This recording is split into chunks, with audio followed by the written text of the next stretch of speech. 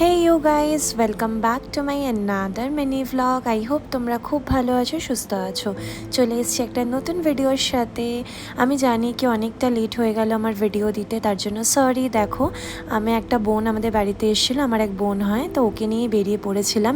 একটা সোনার দোকানে গেছিলাম, তার সাথে একটা টার্সেল কিনে নিলাম। কিসের জন্য কিনলাম প্লিজ কিন্তু তোমরা সাথে থেকো, তাহলে জানতে পারবে।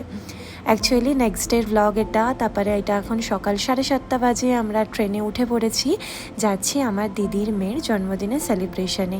তোমরা যে লাল টার্সেলটা দেখলে না, একটা লকেট দেওয়া ছিল, সেটা আমি নিয়েছি।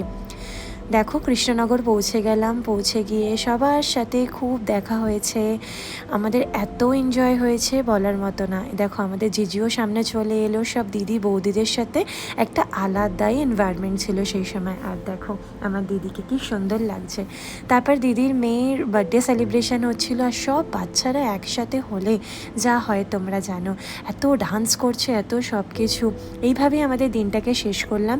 যদি কিছু ভিডিওটা ভালো লেগে থাকে তো follow for more content. By.